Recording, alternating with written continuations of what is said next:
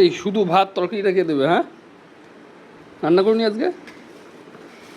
রান্না করিনি, সব রান্না তরকারি আছে আর ঢং করো। হ্যাঁ, তো দেখো আজকে বাইরে থেকে খাবার এনেছি, কিন্তু এই খাবারটার একটা গল্প আছে, সেটা আজকে তোমাদের সাথে শেয়ার করবো। মানে খাবারটা ইম্পর্টেন্ট না, গল্পটা ইম্পর্টেন্ট। সেটা হচ্ছে, আগে অভি আর আমি একই জায়গায় কাজ করতাম, মানে একই জায়গায় চাকরি করতাম যখন। তো দুপুরবেলা যেদিনকে যেদিনকে টিফিন না নিয়ে যেতাম, সেদিনকে একটা জায়গা থেকে আমরা লাঞ্চ করতাম, ঠিক আছে? তো আজকে সেখান থেকেই নিয়ে এসেছি, দেখো মাটন কষা।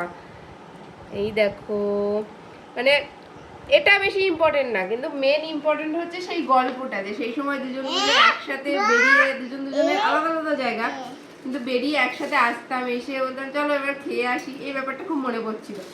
আর ওর আমি একটা করে রোল নিয়েছিলাম, খেতে পারিনি, হাফ রোল রয়ে গেছে।